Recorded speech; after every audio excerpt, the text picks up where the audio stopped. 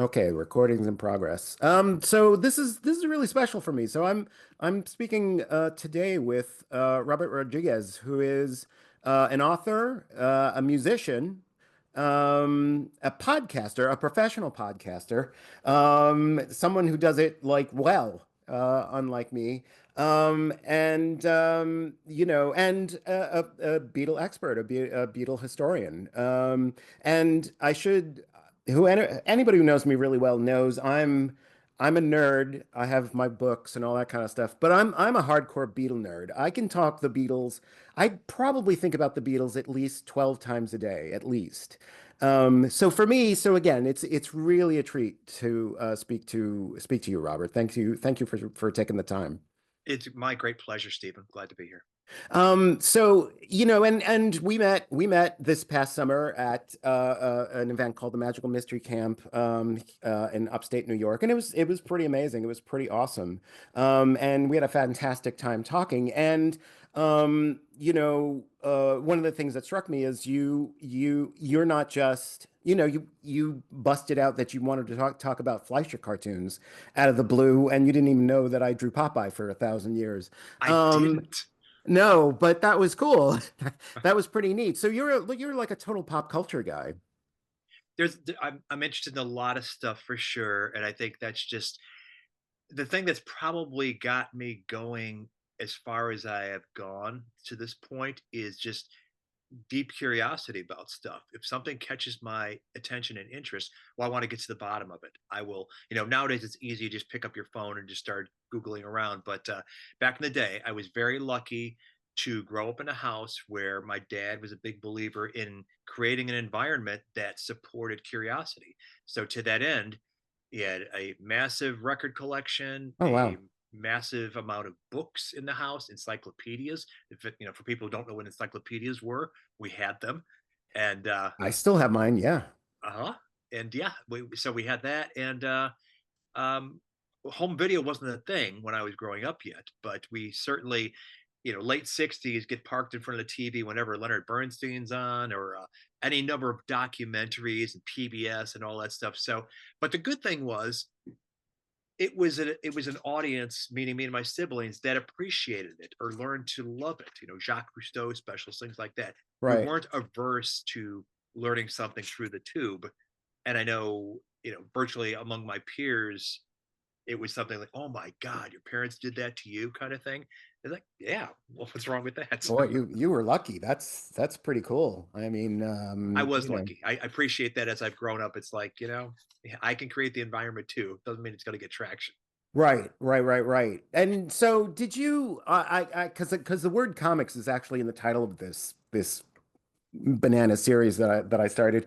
Did you read comic books? Did you read comics? Did you read the newspaper comics? I'm You glad you brought that up because it was part of, I would never describe myself as a comic aficionado per se, okay. but we had compilations of stuff in the house. This is, as I'm thinking about it now, it's the first time I've thought about this in years. We had like Peanuts Treasury, hardcover books that Okay. compiled Charles Schultz works. So we had that. I was an avid reader of Mad Magazine. That Okay. was in the Wow. house. Now we Okay. had also in the house. Now I'm the third son of four kids, and I've got a Okay. younger sister, but two older brothers. My older brother sort of set the tone because he was acquisitive, like my father was. Like my father collected. Okay, Right. my brother's collections were Famous Monsters of Filmland, Vampirella, Creepy, Eerie. Holy So shit, you're preaching to like the choir. Whoever's going to watch okay, this is like totally going to go bananas over this stuff. so I Amazing. had access without collecting it myself. It's like there it is. For Okay. us, we had highlights for children, Jack and Jill, Children's Digest, but I mean, what Classics did Illustrated. That was the other one. I loved Classics Illustrated. There's your classic comic adaptations of literature.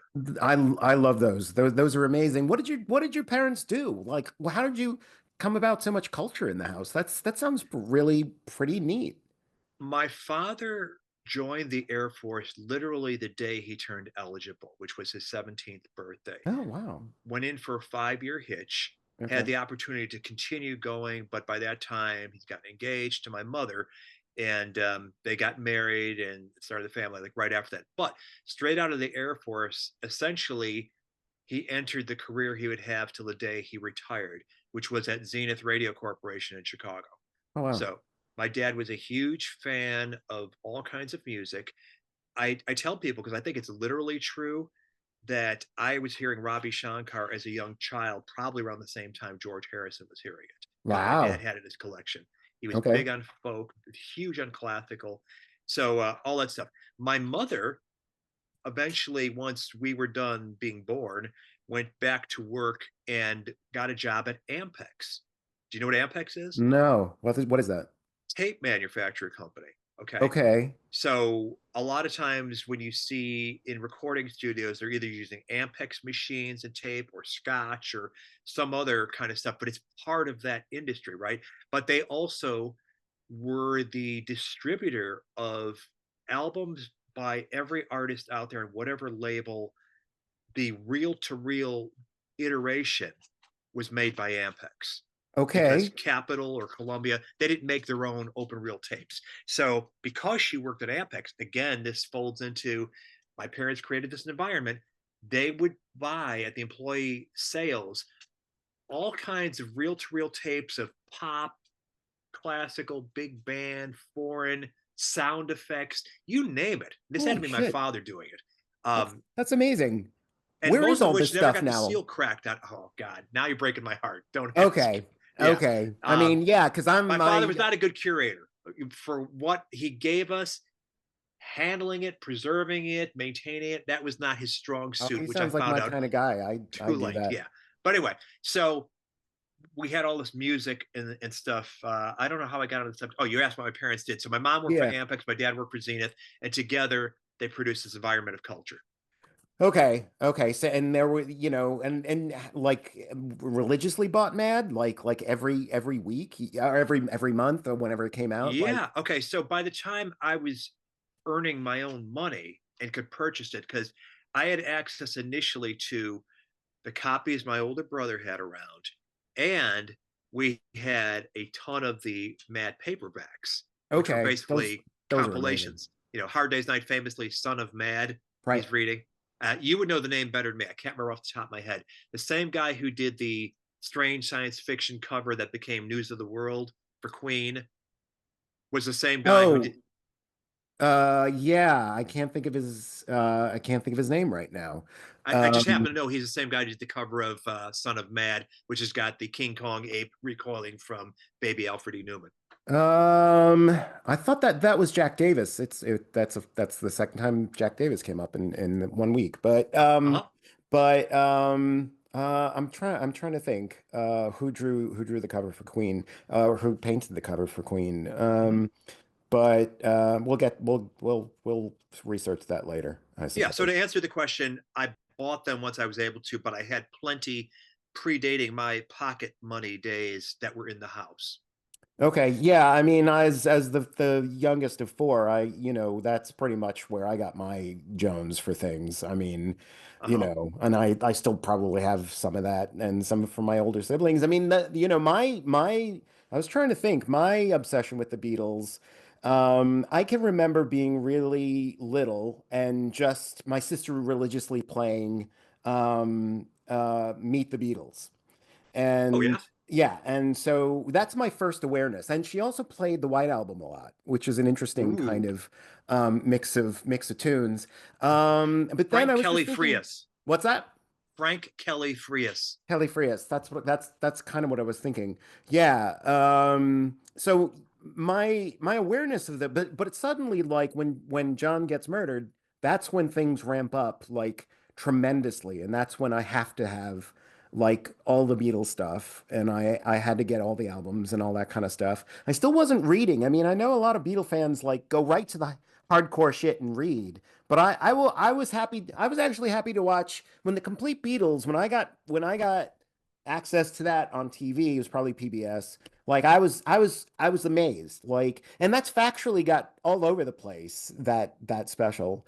Well, Um, what's amazing about that is that it gets sort of erased from the discourse right, because it got superseded by anthology. And in fact, Apple bought it just so they could take it out of circulation. right. Yeah, But yeah. for people who don't know, it was narrated by Malcolm McDowell. And the Pretty classy. beauty of it is it has all these different perspectives. It's not just the four talking head Beatles plus Neil Aspinall and George Martin. You have like Jerry Marsden. You have Alan Williams, who is invaluable. You have all these other people around. You had your George Martin as well. But so it's interesting that Meet the Beatles and the White Album were sort of your Yeah, it's gateway pretty. drugs. That's pretty That's unique. that's pretty eclectic. Yeah. But it gives you Um, roughly it's the thumbnail of their story, right? The early the beat group years and the esoteric Beatles. that's kind of true. That's kind of true. Let's talk. I mean, I think I'm right when I say your introduction to the Beatles started with the cartoon. Is that correct? That was my first exposure to an entity called the Beatles that made this music. And as I've said elsewhere, I was not, like I said, I was very curious about things I was very into. But to me, at that juncture, they were just another cartoon alongside Beanie and Cecil, or what was the one with Count Kook and you know what I'm talking about? The Frankenstein monster blew smoke out the top of his Oh, head. Milton the Monster. Yes, Milton Monster. I think these people, these ones that nobody knows about anymore because they didn't end up in circulation and rerun syndication, all that stuff. Yeah, Though, and because they're not that good as well. That's part of why they're not well, around anymore. But I mean, there's consider fondness. the audience. The audience is not discerning, so they're going to accept anything you Absolutely. put in front of them. And we I were mean, monster crazy at that age, so yep, absolutely. And the thing is that here's several things. Like I've known people who've taken the Beatles cartoon apart, like, and said, oh, I only watched it for the music or whatever it was, or uh, like, but it looks fine to me. I mean, I get that it's limited animation. But and I think I've said this to you before, the thing that the Beatles have that the Stones couldn't possibly have is they had a cartoon. I mean, they appealed to children. They look like cartoon characters. I'm a character designer professionally. If you told me draw like, musicians from outer space, I might draw something like the Beatles, like if it was 1962. and for That's the all the tag they get of getting artless and cheap and lowest common denominator, all that stuff, you would certainly be the first to say no. You've probably seen the work sketches where they define the four personalities so adeptly. So it's not just junk. John, he's the leader, the strong jawline, the squint, the always sort of upward tilted chin. right. Yeah, George like the monobrow, and he's like Yeah, the sly, dry humor side. I mean, clearly they studied A Hard Day's Night because they just amplify those caricatures. right. Ringo, the whole dumb, yeah, Yeah, which did him no favors at all. Which is right. how somebody, to this day, John Lennon, who is Ringo the best drummer of the band? He's not even the best drummer of the Beatles, or whatever that stupid nonsense is that Right. people say. I think between A Hard Day's Night and the Beatle cartoon, that is what defined Ringo to everybody who's not a musician. It's like, Right, okay, right, he's right. just a dumb lucky guy that ended up Yeah, a Beatle. I mean, to this day, I mean, I know of people that think he's the world's luckiest guy and that he's a terrible musician. And I mean, I thought that for a while because I don't know anything about music, Mm. and like it was only listening to as many podcasts as I did. Is like, and and then actual musicians saying like that guy's pretty badass. I mean, that's pretty. He's got an incredible groove going. I mean, it's amazing. Yep. So when Something that doesn't come across in the cartoon. no, not so much. What was it about the cartoon that caught you? Was it the music first or the image? Definitely the music, yeah. And you consider that time there wasn't a lot of music that was a standout feature of the animation we were exposed to late For 60s sure. and early 70s. Yeah. I would think, though, in hindsight, when I look at the Flintstones, which was a staple in our house because it was on after school, Right. and their pop culture awareness, the Yep. Beau Brummel Stones Yep. and Marg Rock. right? stuff like that. They clearly had one foot in, well, what's going on in the world that we can repurpose to our ends. Yeah, I'm trying to think of how many times they might have referenced sort of the Beatles. There was bug music. Yeah, yeah, There was the Way Outs, but that was probably more about like the Electric Prunes or something. uh-huh. But yeah, I mean, and they had great tunes. I mean, the Jetsons had some great tunes. Oh yeah, yeah. So much so Yeah, that this stuff would get issued on CD decades later. yeah, yeah. Do you find, just as an So aside, because you're making me think of this as music married to children's entertainment, my kids barely know what it is, but it's only because they have me as their father. But I think most kids born, late 20th century, early 21st century have no idea about Our Gang, Hal Roach, Little Rascals, all that stuff. Maybe marginally Laurel Hardy, but that Leroy Shields music that is so part of that stuff.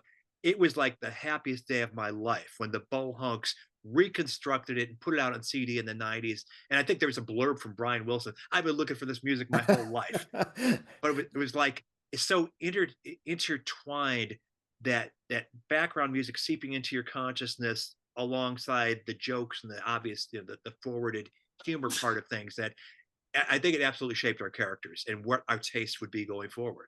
Absolutely. I mean, doubtlessly. Yeah. And yeah, I mean, and the Beatles just work. They work for kids. They just, but it's interesting because your older siblings, they didn't have the records. You experienced the Beatles first as a cartoon? It's funny, yeah, because they were into music for sure, and it's only when I started getting into the Beatles later and going through album by album, it's like, wait a minute. And funnily enough, it was the White Album. When I'm listening to that, paid for my own money on my own Beatle journey, certain things were popping out to me. It's like, I remember hearing Bungalow Bill. I remember hearing Birthday. So clearly it must have been in the house, but I have no memory of the visual. And granted, it's a plain white cover, but I don't remember any of that. But I do distinctly remember the Apple label, because my older brother, whose taste more aligned with mine, he did have Give Peace a Chance. He had Instant Karma. Okay. My other brother was more Grand Funk and Aerosmith and other sort of non-English stuff, funnily enough. Okay. But both of them like the Stones. But Beatles was not a thing in my house. But sitting on the shelves were those Ampex tapes full of Beatles stuff. When did you discover that like you had tapes of the Beatles in the house? Once I had become a fan officially through the Red and the Blue album, Okay. that's when I started looking around and like, oh, some of these tapes have a little Apple logo on the spine, some have Capital. And so, to anybody listening to this conversation, when they think we had most of the Beatles on reel to reel and an awful lot of the solo stuff bought completely randomly by my parents. They had Sentimental Journey and Bukus of Blues. Who the hell needs that on reel to reel? Holy mackerel. And they That's were never cracked open. Yeah, That's Ringo probably doesn't have those. I right, mean, exactly. We had uh Ram, we had Wildlife, we had McCartney, we had All Things Must Pass, and I'm trying to think. I don't think we had. We might have had Live Peace, but that's the only Lennon. okay. Wait a minute. So your mom and dad bought this stuff? She didn't get it from work. They actually bought it? They bought it at work. They would have like monthly, as I recall, like employee weekend sales where you could buy the stuff at cost, Right. but it Okay. wasn't like every day you could do it. And later on, my mom went to work for Warner Electra Atlantic.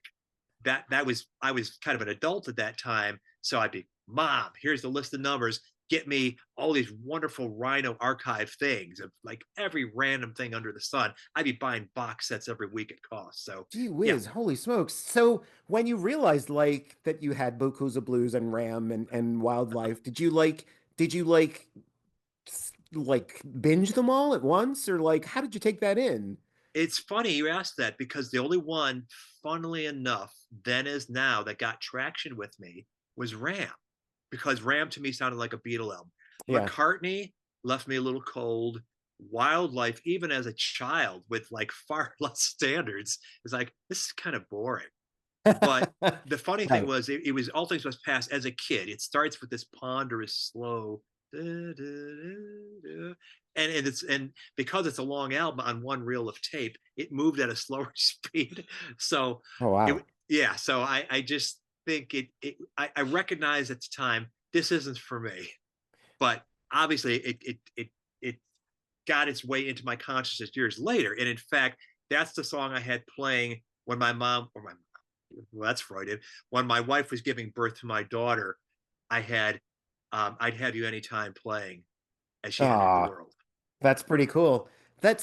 Yeah, that just jogs my memory. My earliest memory probably of anything Beatle related is probably Admiral Halsey, Uncle Albert. Because that would have been on the radio when I was becoming conscious of music. A hundred Um, percent. And this is because it happened pre Red Blue album.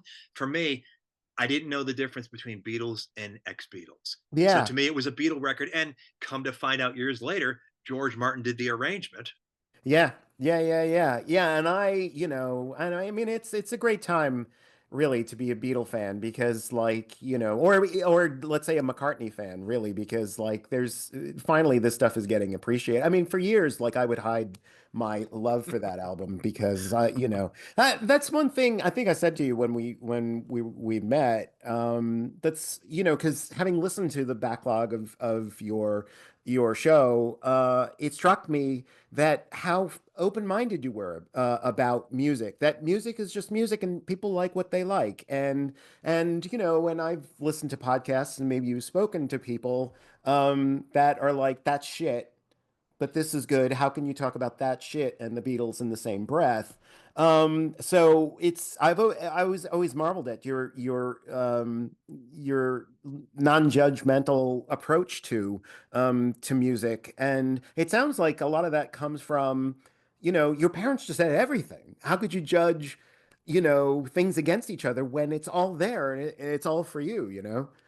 I think it might be some kind of psychological mechanism. I haven't studied this, but my father was incredibly judgmental when it came to music. And there was very little overlap between my mother's taste and his tastes. Okay. She would not voice it out loud, but he would very openly disdain. For instance, when I was a young child, before I was going to school, Chicago had one country and western station, and she would have it on in the house. And I remember her showing me off when I was 5 years old, 4 years old. It was like a parlor trick. I could identify every country artist and what their hit was from just Wow. hearing this stuff. Yeah. And to this day, to the extent that I can tolerate country music, it tends to be that 50s, 60s stuff and Precious Little that came after it. But Yeah. yeah, so that was her taste. My dad was a classical snob and a world music snob and all this other stuff. So Okay. and of course, it was required if you were a mother in the 50s or in the 60s and 70s, you had to be an Engelbert fan, you had to be a Tom Jones fan. And That was naturally, required. You yeah, had to have a card. It's true yes. in your purse. Uh-huh. That's absolutely true. So, what did they think when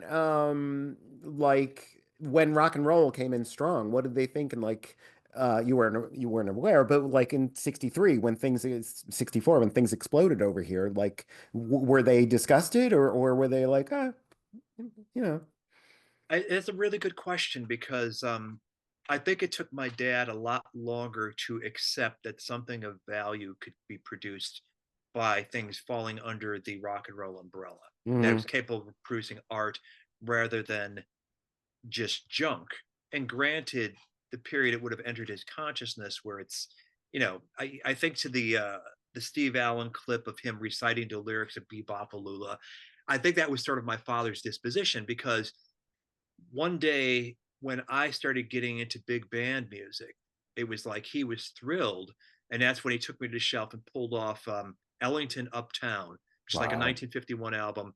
He said this was the very first LP that he ever bought, as distinct from 78's. Okay. And so I got to know that album, and I already had like a predisposition of liking Duke Ellington because I love Take the A Train. But now Yeah. I'm hearing like the Mooch and all this other stuff, Rockin' a Rhythm, and it was just it. I to this day he's one of my favorites. But anyway, it took my dad much longer, and probably his second marriage, to really warm to top 40. Okay. My mom was much less of a snob. I mean, she tended not to. She wouldn't listen to opera, that's for sure. But Okay. but she was definitely democratic in accepting the pop tunes of the day.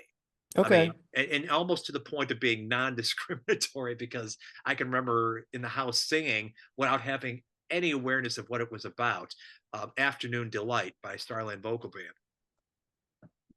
That's a great song. It's an earworm.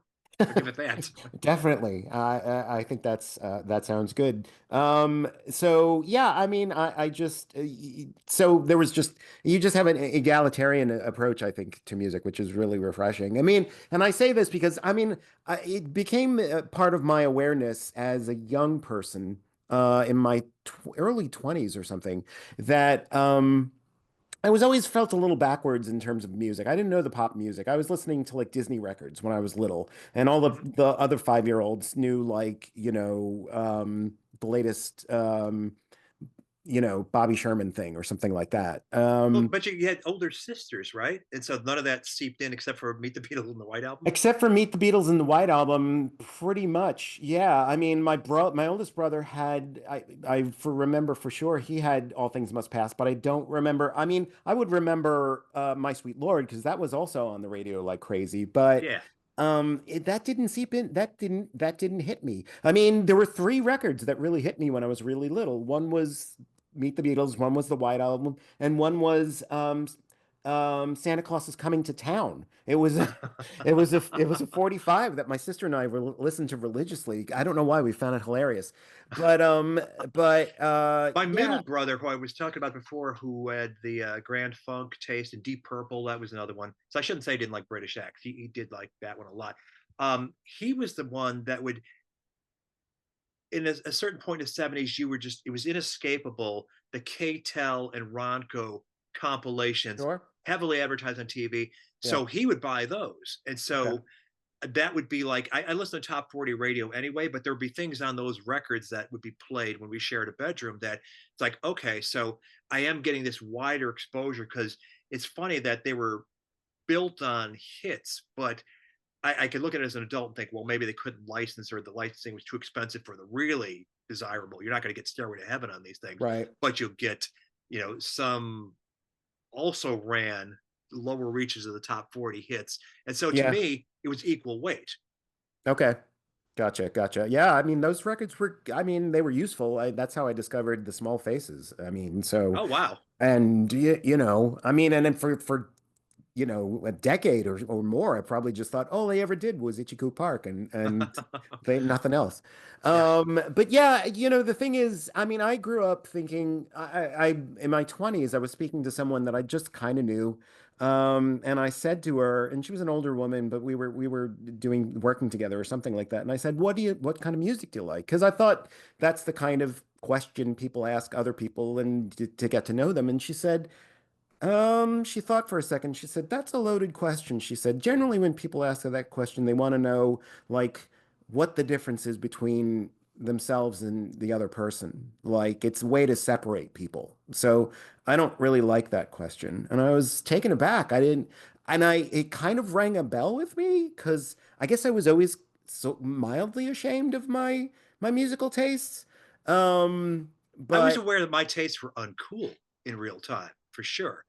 Well, the So I did. Beatles, people always, all the podcasts I listen to, people often say, that the Beatles, they never went out of style. And I'm not, sh I mean, I don't know, growing up in the 70s and 80s, it was like they were ever present, but they weren't necessarily cool at all. 100%. And what was cool was stuff that, there's certain things, and again, it's great that you're drawing out positive aspects of my personality, but they're not all positive. And the aspects that was more pronounced when I was younger than it is now, I will say, is that I could dislike an act just because I didn't like the people who I knew to be fans of it. That's an It's okay like reason. person that's the jerk in class, well, they're really into whatever act, therefore I don't like that act either. But Gotcha. a lot of times there was musical validity to that. And Kiss was hot as hell, not Right. to, no pun intended, but Right. I could never warm to them. And I had to confront this because Ace Frehley just died. And I thought, should I write something about him or should I not? I guess he's important enough that I should at least acknowledge it. So it made me revisit well, what do I think of Kiss? I have zero familiarity with most of what they did, except for a few hits that broke through. The two sung by the drummer. One was Right. Beth, one was Hard Luck Woman, Right. which I don't think it's played a lot because it's such an obvious Rod Stewart ripoff.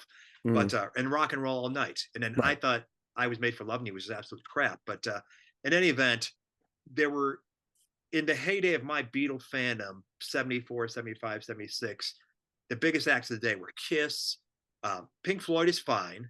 I, Right. I, I, I, I remember everybody was into that. Everybody was into Zeppelin. It took me longer to get into Zeppelin than it did most of my peer age. A lot of people were into it straight out of the box. I had to go back and visit it and really start getting into it after they broke up because my resistance to it was that strong. Yeah, me too. My sister also, but that feels like that came later. I mean, for some reason in the late 70s, the Stairway to Heaven was still playing like in heavy rotation. And it was a relatively oldish song by the end of the 70s, but it was still going strong. My sister had that album. I mean, but that was the only album of Zeppelin she had, and for years I didn't know anything else by them. So, but eventually you acquire and you realize like, oh, there's a hole in my collection. So, I didn't um, really know the album tracks, but in Chicago, we had enough stations that I knew Immigrant Song, I knew Whole Lot of Love, but I had friends who could give you chapter and verse of all these album tracks that I had no clue about. And I remember in the first band I was in, the two guys I recruited knew all kinds of like Rush. I had zero interest or knowledge of Rush. I knew they were popular because I right. worked at a record store by that time after school, but I if they were getting played on the radio, I was not really aware of it, and I think I confused them with Triumph, another Canadian trio with a Wow, I don't even know that band. Okay. okay, another Canadian power trio. The singer's got a really high voice, so Okay. yeah. But anyway, I had to sort of catch up and get like an arm's length familiarity with a lot of what my peers were into. That I was so in a different direction. Beatles might be the one thing we have marginal overlap in. Meanwhile, I'm listening to Leroy Shields and Duke Ellington and all this other stuff. Right, right, right, right. Yeah, I was like that. I remember, I mean, all the 10-year-olds were really into Kiss and it didn't mean a thing to me. And it was about 10, 15 years ago, a friend said, they're a great band. Here, I'm back when you used to share files. Like he's Uh-huh. like, yeah, I'm gonna give you the albums. And they were just still shit to me. It was just like, Right. I can't listen to this. Like, No. but I mean, that's the thing is like, again, to get back to more non-judgmental areas of discussion, it's like, but God bless, I mean, it's And that's where not I've for landed. me, It's but like if you've got a passion and that stuff moves you, good for you. I'm not going to shit on your parade because it's not for me. right, It's like clearly they were good at what they did and they satisfied an itch for somebody. It was not my itch. right. But and frankly, as musicians, I guess in my sort of educating myself after Ace Frehley died, well, apparently he was like the most talented guy in the group, evidently. I Wow. never thought much of the song "Rock and Roll All Night." It's like Yeah, okay, it's a fine little party tune. I've been in bands, guilty confession. We've played it just for the hell of it, but I sure. also recognize it's not reinventing the wheel or rocket science. And frankly, I didn't know till recently it was Gene Simmons who sang it. I didn't know who sang That I did know. Somehow I don't know why I knew that. it. Okay. Maybe because Kiss was in their own Marvel comic and Ooh, they there had you a go. TV special at Yeah. one point. Let's talk about yeah, we should I mentioned that you were a musician. So how did what came first? The Beatles or your musicianship? How did you were your older siblings musicians as well? So as far as that goes, my mother could sing and she could play piano. And in high school, she was on clarinet. And this was astonishing to me because it came and went before I arrived, her peak stardom on clarinet. But I inherited her high school yearbooks and just thumbing through them and reading all her autographs, like to a man, everybody's writing about what a great clarinetist she was. Wow. Really? I knew Oh, she could play piano by ear. I knew that she grew up in a house that had a piano. We did not as kids, but so she innately had some musical talent, and I can remember her singing. I can remember she had an ear for harmony, but it's completely self-taught and all that. My Wow. dad, for as big a musical appreciator as he was, could not sing. He proved it like in the last couple decades of his life. We'd have these family gatherings where karaoke became a thing, and they'd like shove a mic at him. He's like, okay, I gotta go to the bathroom now. Okay. And at one point, he was motivated enough, I would say, in his 30s, to acquire a Silvertone Series folk guitar and take some lessons that evidently didn't get a whole lot of traction. And I remember the guitar being in a case under the couch in the living room for a long time till I sort of took possession. And okay, because I discovered that I had an ability with rhythm. I would beat along to records on the bed or whatever surface I was near. And Right. then somebody gave me a pair of drumsticks. So I started to do that. And it Yeah, I was was my going to say you're a mother. drummer. You're not a guitarist. I could play guitar. I taught Okay. myself to play guitar, but I would never. I have been on guitar in public a handful of times, but it's not something I would ever lay claim to as yes, I could play guitar. I taught myself that and some keyboard as well, just to be able to write songs. To have a Okay. chordal instrument, you have a song idea, you can figure it out that way and teach it to other people. So that's what Okay. I did in order to. In fact, I had a TIAC reel-to-reel multi-track 3340S that I used to demo my song ideas, and I plunk out a bass line on keyboard and play the guitar chords, and then harmony part on one track, lead on the other. So that would be my demos for the bandmates to learn my Wow. compositions. But it's That's all pretty impressive. self-taught. Okay. My mother, God bless her, I think recognized he's serious about this drumming thing, and I have no memory of ever lobbying her, but she caught wind of a neighbor down the street selling a kit that was bought that ended up being abandoned after a few months. She got it, brought it home, and said, "Here, if you're serious, do something with this." And that's Okay. what I really I can remember. I didn't even know how to set up a hi hat. I knew so little. I had to figure all this stuff out on the fly. Okay. Okay. That brings back um my memories of music. Or my musicianship, which is nil. I mean, it's funny because like I wanted to speak to you because I want to speak to creative people but and because my interests in creativity are really intense, and I think of myself as a creative person, but I'm really frightened. I've always been frightened of music. And one of my earliest memories was being brought into my grandma's sub basement in Brooklyn. It was like it felt like there was rock and like dirt and no floor or anything like that. And they led me to this, pee-wee drum kit. Wow. And my reaction was to scream and cry. So, and then, in grade school, as we're being taught you have to get the recorder, you get the flutophone, what they call the flutophone, They and call them recorders here. I could not read music. I mean, it made no sense to me. It was like, mystery, complete mystery. And, I would get yelled at and growled at by this massive woman who was just furious with me because I would fake my way through Twinkle Twinkle Little Star or something like that. But I've spoken to musicians and they're like, no, no, no. It's like that's how you learn. You just be bad for a long time. And that's how I teach my students. Like you Mhm. want to learn to draw, just be bad for a long time. But there's something about music. It feels like it's part of stardust or something like that. It's like it's like you can't. I mean, I know what a pencil is and I know what paper is. But I don't know how it sounds. Like, how do you like? Do you feel like it's internalized? You just you hear it in yourself, and you kind of can figure out how to get it out. I think it's the kind of thing where if it's sort of a natural given thing, like your lungs know how to breathe, your heart knows how to beat, it's Right, like it's sort of wired into you because you're having the musical thoughts. right. You're taking music in, all kinds of stuff that you decide, oh, I really like this, this I don't like so much, but I want more of this. So you're absorbing all this stuff. And I think it's natural for even the most amusical people to tap their foot or maybe start beating along to something. Right. And I just kept taking it incrementally further. Okay, I'm gonna beat on my bed or bookcase or whatever, and now I've got a pair of drumsticks so I can, beat along further. And it's funny because I didn't.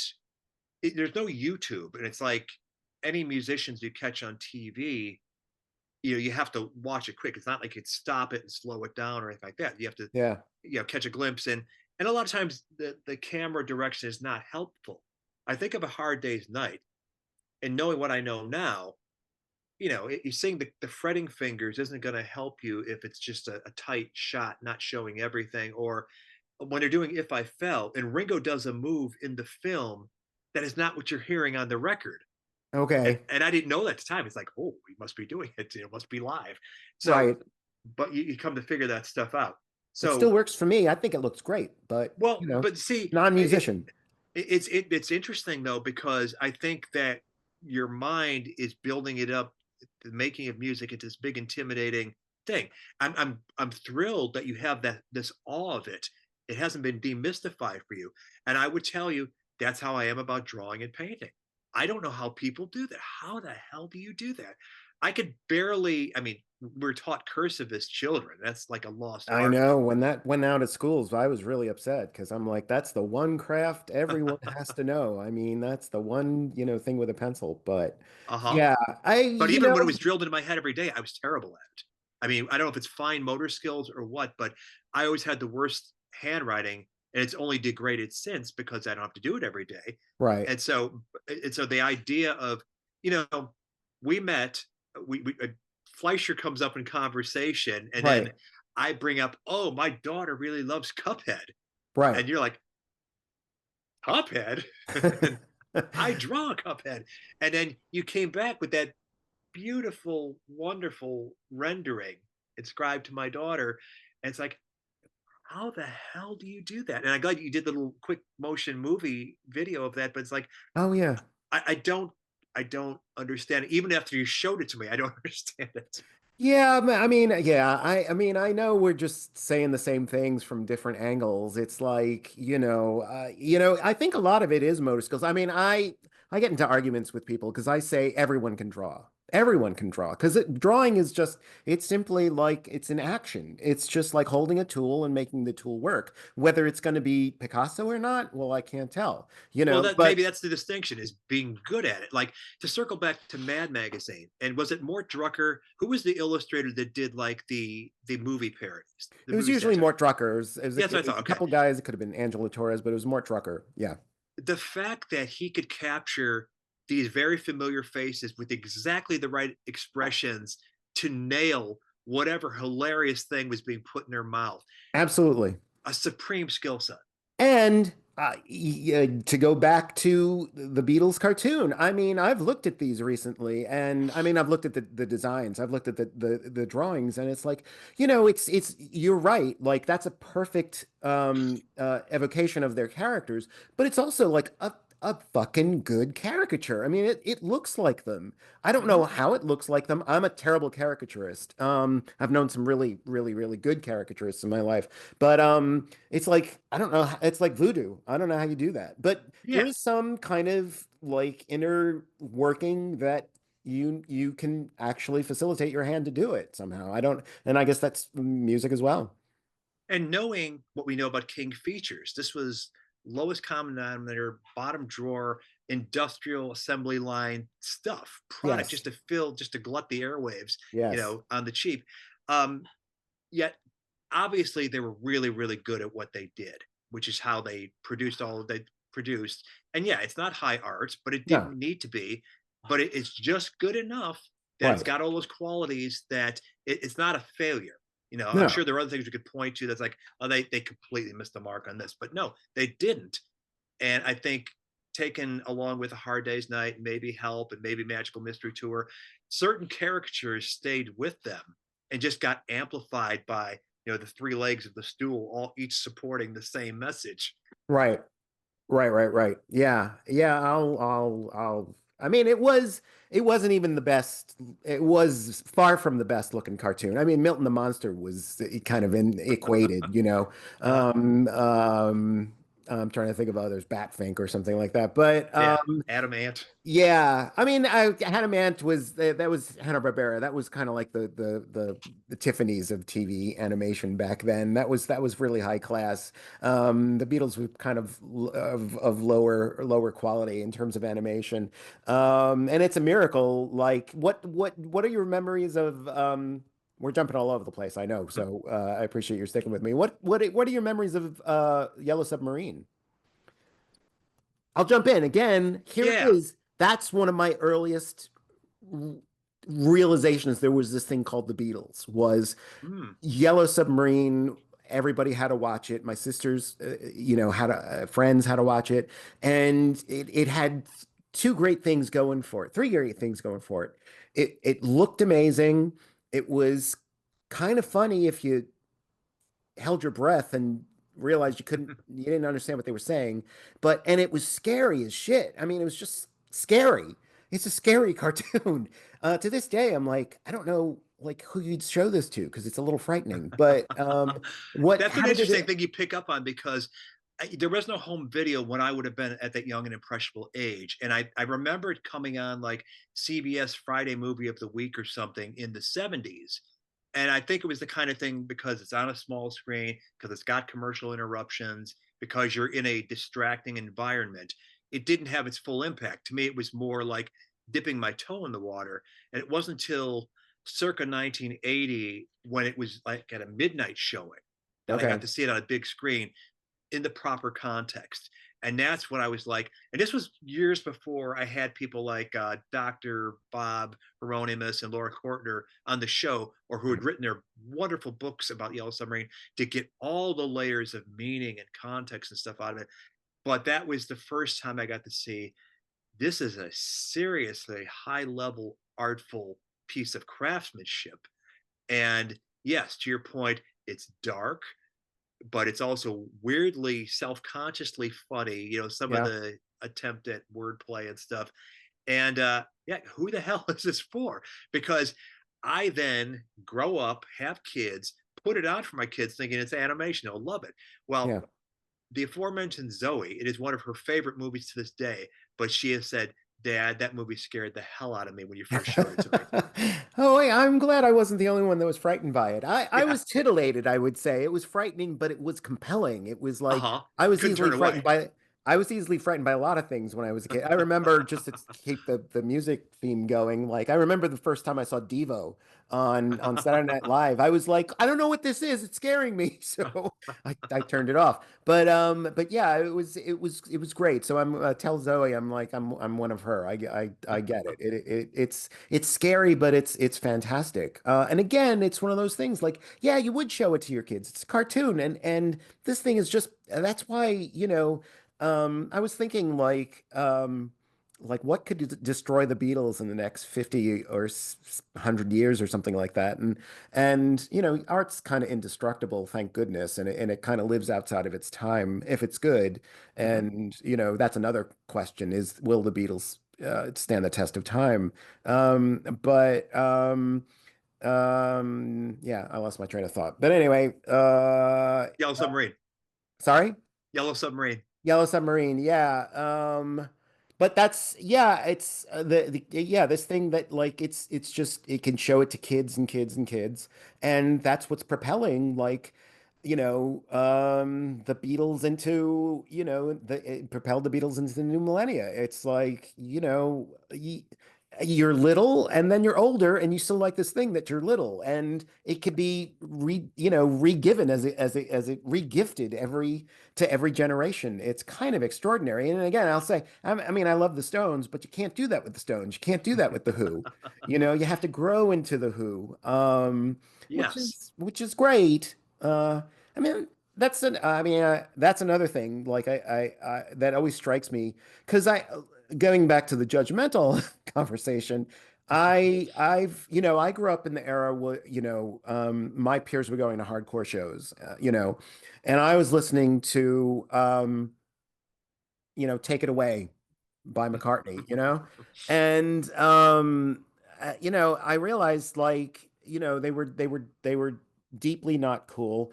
But and so I grew up in this culture where they're deeply not cool, but I also think they were misunderstood. I think the thing about the Beatles is that, they're straddling this very strange, they created a new era, but they came from an older era where you're an entertainer. Mhm. You have to be on television and crack wise with Markham and Wise if you want to be a star. The Stones didn't really have to do that. The Beatles had done it for them. Right. And So when they this tried, it was painfully obvious how not everybody can do this. did the Stones try? The Stones try Not stuff like not it? not that entertainment stuff like that, but just what I'm thinking of is when you see their early news conferences, and the press have been acclimated to the Beatles. They're four Marx Brothers. They're distinct personalities. They all can crack wise. Right. When you tried the same trick with the Stones, Yeah, it I mean just it fell is. so flat. Yeah, it is. It's kind of painful. Yeah, Charlie can barely get his name out. right. Yeah. It's clear Keith and Brian don't want to play the Yeah, game they're at on, all. yeah, they're Yeah. already on the moon. But yeah, that's the extraordinary thing. It's like, they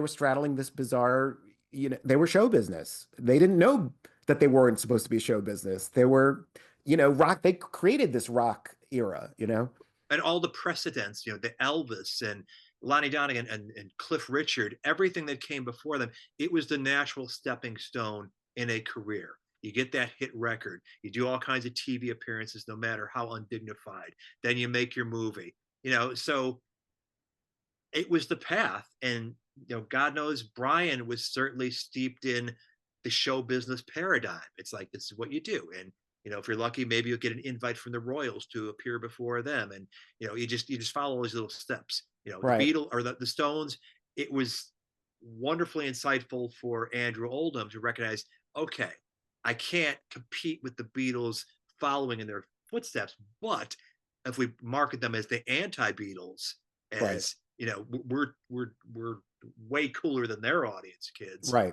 They'll beat a path to your door. That's what happened. Right, right, right, right. But there's something, but that to me makes, that's one of the things that keeps the Stones in a certain era, but the Beatles because of their humor and I don't know, maybe I'm making things up. I mean, Sinatra, nobody cares about Sinatra anymore, sadly, I mean, he was Mr. Entertainment. He was an entertainer. It's not like but they were something new. They were something old and they were something new at the same time. I think that's maybe that's what I'm getting at. I'm Well, not another sure. thing to look at is, were they? We know the answer when you apply to the Beatles. Were they innovators? Of course they were. Was Frank an innovator? Not really. No, he was just Are a fantastic stylist. Yeah. Yeah, are the Stones innovators? Not No. really. No. They Yeah. had their moments where they pushed the paradigm a little bit of this blues based origin that they come from. I look at a song like "Sympathy for the Devil" is one of the most extraordinary things they ever did. Yeah. Yeah, Killer track. Yeah. everything about it. But those are few and far between. And you know, what's the last one we can point to? For a lot of people, it's Some Girls, but that's like them being a garage band and embracing it. Right. Yeah, yeah. I discovered, I mean, after a while, when you know all the Beatles stuff, you have to, I mean, thankfully, I like, what did the Kinks do? And like, that's how I discovered the Kinks, and I love the Kinks. That's how I discovered the Who. The Stones were one of the last for me to discover. And when I started listening to their, I'm incredibly uncool. I think I told you my favorite Stones album is actually Satanic Majesty. Nothing Whatever. wrong with that. It's much maligned. I think it's mostly a really good album. But everything before that, I think this is a shitty album. It's like it's got, two good singles on it, and then everything else is like, why do they have a 7-minute track? I mean, I don't want to listen to this. This is horrible. It's They like covered it the first minute. it doesn't sound like it's recorded well. It doesn't sound like they're Yeah. playing well. Yeah, and then all of a sudden, like, yeah, with Beggar's Banquet, it's like a whole new band or something like that. I want to listen to the entire album. It sounds Mhm. like they're recorded well. It's insane. It's Mhm. it's amazing. Can I ask you about Monkeys? Because that's an act that you get, that they were crafted ostensibly as children's entertainment, Yeah. but I don't know about you, but I was very much looking forward to the new 2025 Super Deluxe edition of Pisces, Aquarius, Capricorn, and Jones Limited that finally just came out. Right, And once they took control, I would not say this for every post Don Kirshner album, but for anybody to dismiss them and keep them out of the Rock and Roll Hall of Fame, which is nonsensical anyway, but as fake when all these other top tier bands were using the same group of musicians in the studio, the Wrecking right. Crew. It's just the nonsensical thing. And I think a good friend of mine has pointed this out, and we've had the same thought that what could be more punk? What could be more rock and roll than four people cast for a TV show that sees control of their own career, call their own shots, and make their own music? Extraordinary. Yeah, it's amazing. I love the monkeys. I was going to ask you about the monkeys. It's insane. Their story. And and I've used that exact argument. It's like, well, do you like the Beach Boys? You like the Beach Boys. Well, okay, well, they didn't play their instruments either, you know? And actually, the monkeys did play their instruments. It's just like they did it once. So, and I mean, the monkeys is a crazy, crazy. I mean, it shouldn't work, but somehow, they got the best writers in the States. The records sound great. And And in an incredibly short amount of time, they rose to the occasion. Every one of them was capable of turning out top tier music. Maybe not so much Davey, but Torque wrote some great songs. Mickey, if all he ever wrote was Randy Scouse Git, well, God yeah, bless him. yeah. And Nesmith, certainly. Nesmith, absolutely. I like Going Down by Mickey too, Oh, myself. sure. I think that's a great track. Yeah, it's a bananas. It's like insane that that actually worked. I tried a couple years ago. I got the entire series. I think it's on Blu-ray. Yeah, I It's a think nice so. box set anyway, and it's got 33 and a third monkeys. And if you don't know what that is, viewers, maybe you're happier not knowing. Yes. But and yeah, when I got it like 2 years ago, I was like, I can't watch this. It's not, I'd rather watch Gilligan's Island for fuck's sakes. Right. I mean, at least it has some class to it. Like, but I gave it another shot maybe like 2, 3 months ago, and I was like, I watched whatever had a commentary track on it. Mm. If it was by Rafelson, I might not listen, because he sounds like a kind of a jerk. But anything, and I was like, oh, I get this. So this is, it's not that I never got the monkeys. It's that to me, the monkeys were a recording group. That's you know, Santa Claus is Coming to Town, the White Album, and my sister's Monkeys 45s. Mhm. That's music to me. That's the first thing that those are the first things that I hear. So, I mean, as far as I'm concerned, the monkeys were always legit. I mean, you've been in bands. Aren't bands recruited from the newspaper sometimes? Oh, but that's mostly how I ever did it. Absolutely. Yeah. I plenty of people I did not know. It was only my first band that was people I went to school with. After that, it's like, well, I need to transcend this limitation. And that's when I started looking outside my own community. But to get back to the monkeys, it was the TV show that got me into them. And I when I look back at it now, it's like, could it only have happened after I was already into the Beatles and maybe developed that ear for pop and admiration of songcraft and harmonies and interesting melodies and all that stuff? Because obviously the Monkees go back to 66. Yeah. I'm not sure how aware I was of them. I mean, I probably was aware of the odd, I'm a believer, Last Train to Clarksville, but it wasn't until the summer of 76 when the reruns were put in afternoon TV and that sweet spot after you get home from school that I started to become a regular watcher. I'd never really watched the shows before. And at that age, when they're coming on between Gilligan's Island and I Dream of Jeannie or whatever, it's perfectly serviceable kid entertainment when you're eating your sandwich or whatever. Right. But like you, it's like, okay, once I got into the music, and it just took off on that trajectory. There was no looking back. I bought, because my mother worked for Warner Electric Atlantic, I got the Monkees VHS series box set that looks like a TV. Wow. maybe cracked open the first couple. It's like, yeah, yeah. It's an interesting artifact. It's an interesting, I could look at it like a cultural historian. It's like, okay, this was very successful entertainment in 1966. I don't need to watch it now. Right. Yeah.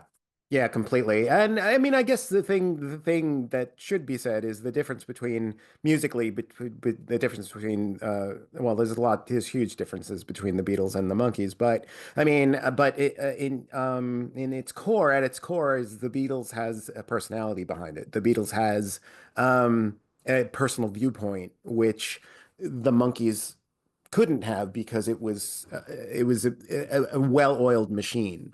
And Um, certainly not a group cohesive right, mindset like the right, Beatles did going back to day one. The Monkeys didn't grow up together.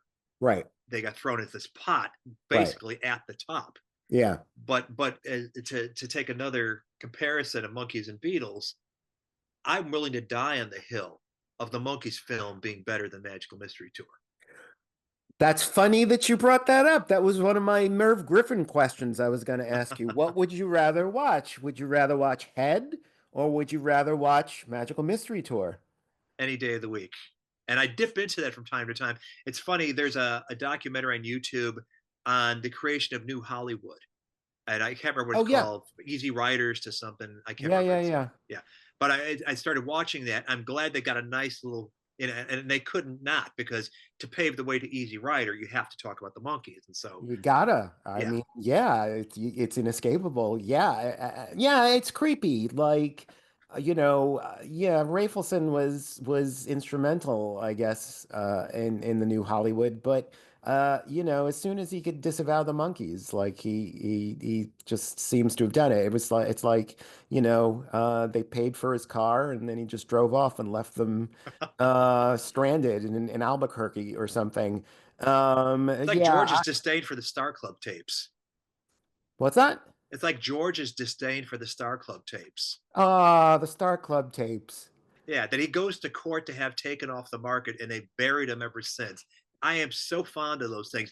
And you talked about, getting into being a musician and being a Beatle fan.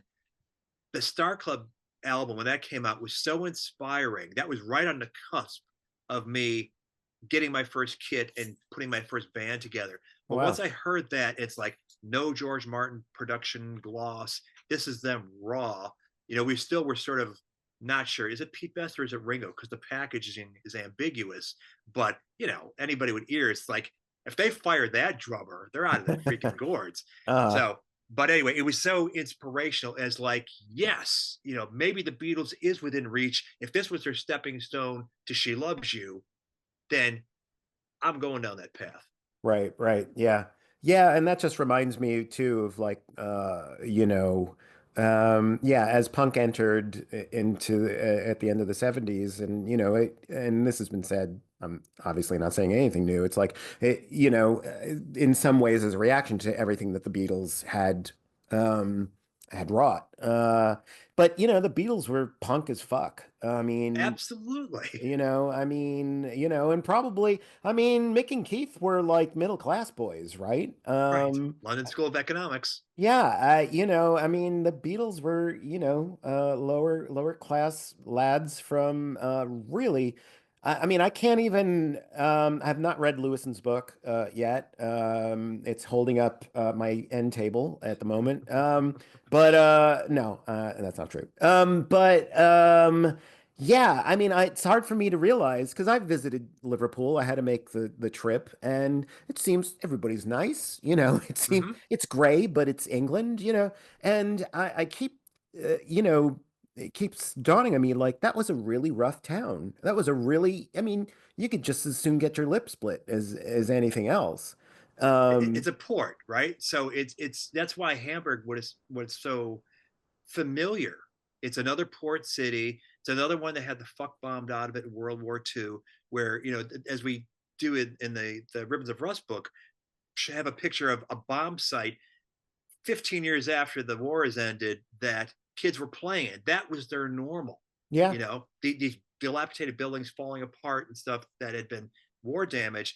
So it's easy to say, well, they grew up in a tough neighborhood. It was bigger than that. Yeah. It was a community that had been annihilated, and what you go to see at your Beatle tour now is obviously much more rehabilitated and gentrified than what they grew up in, for sure. Right. Largely because they came from there, but John had the most middle class upbringing because his uncle was a dairy farmer, Right. very successfully, and then he died. But George's neighborhood, Ringo's neighborhood, you Yeah, can the dingle absolutely. is supposed to be like the Bowery or something like that. I mean, you Right, just right, and it adjoins Toxteth, which was the black and immigrant neighborhood, where once they formed the Quarrymen on their way to becoming Beatles, that was where they hung out and were taking instruction from the blues guys that lived uh there.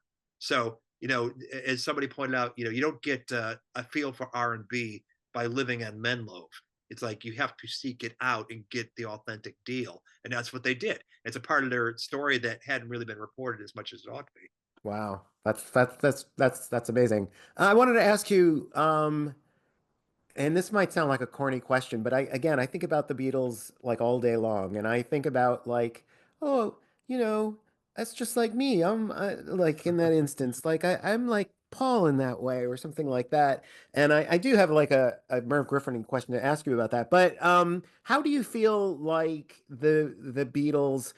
Obviously, it affected you professionally because you're a musician, and also because like you started writing books about them, and you have a podcast about them. You're well known as a historian about them. But how do you feel like they've affected your life?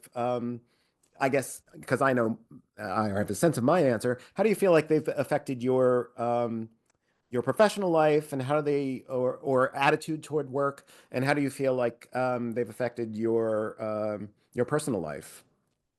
Or They, your inner spirit, I should say. Not like, oh, I met my wife because, she uh was a Fab Four con or something.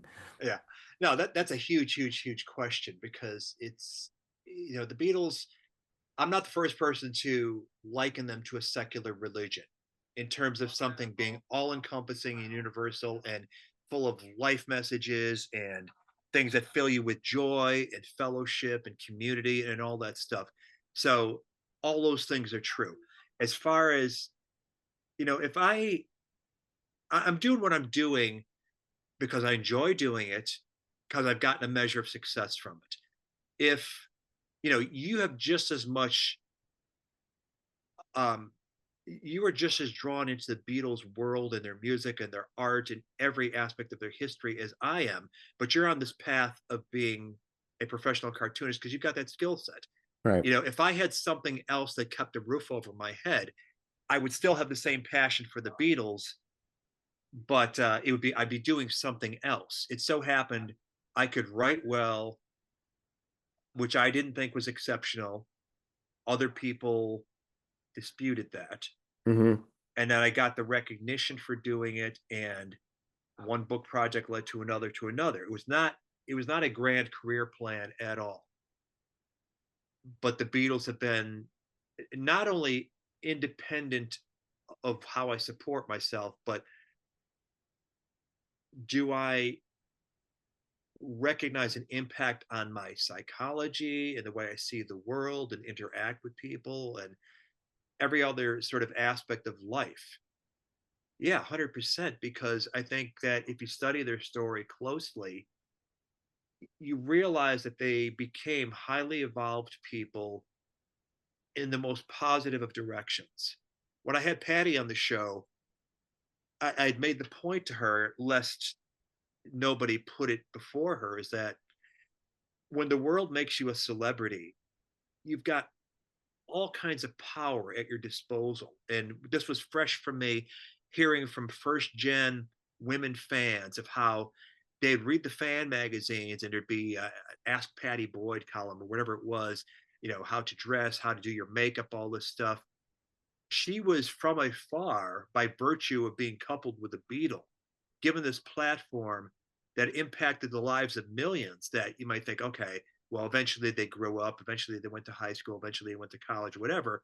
But no, talking to these women that are now in their 70s, that impact is never diminished. And when I shared with some of them, hey, I'm gonna be talking to Patty Boyd. Oh wow, can you ask her that? They were genuinely like, had this reverence for it because of what she meant to them at that age. So Right. at that very, very impressionable age. So if you're somebody that studies the Beatles history and recognize the trajectory of, we just got done talking about this hard bitten background that most of them came from, but rock and roll hit them at exactly the right age. And ultimately, once they got good at it, because up until they went to Hamburg the first time, they weren't. They were the most disdained band in Liverpool. Couldn't hold Right. on to a drummer, and there was nothing exceptional about them. They did write their own songs, but not songs anybody really cared about at that time. Right. Or even that Anyway, they really ever thought that much about, no, as far as I understand. Yeah. right, yeah. Yeah. So anyway, but once they aspired to have a hit record, and then they achieved that goal, and then another and another, their mindset was not, let's play out this string until it's done, or let's keep writing I want to hold your hand till the public gets tired of us. No, what made them so exceptional was, well, what are we going to do differently next time? Okay, we're going to ditch the harmonica. We're going to, put electric keyboard on this album, and we're going to incorporate some folk and some Eastern sounds, and they just kept widening the paradigm every chance they got. Right.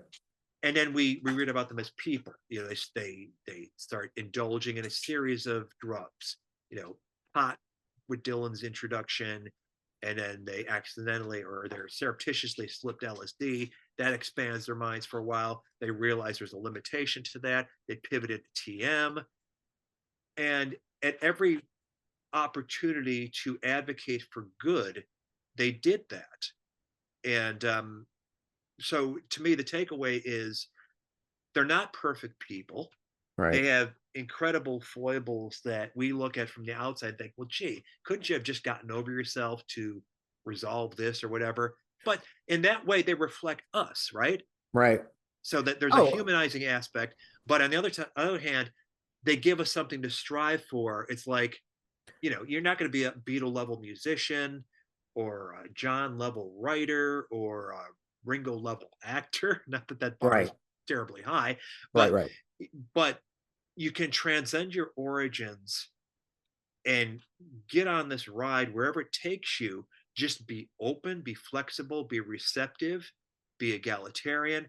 All these traits that they projected, I think, are the life lessons from the Beatles that serve us in whatever path we end up on in life. There's something from the Beatles story that provides encouragement and example. That's Is that that's what what I is that find. what you feel you've gotten from them? Absolutely, absolutely. Okay. Okay. Yeah, because I feel like I mean particularly as an artist, I feel like, yeah, there's got to be. I mean, I've had my share of successes, but I'll never be, I'll never be that successful. I'll never be probably as talented as them. But at the same time, it's like, this is boring. What else can I do? I mean, okay, that worked, but like, what else is there to do? That's something I feel like I've taken from them, or I feel like is a Beatle trait that I experience as well. I think there's also, like, let's just do it. If people like us, they'll come along.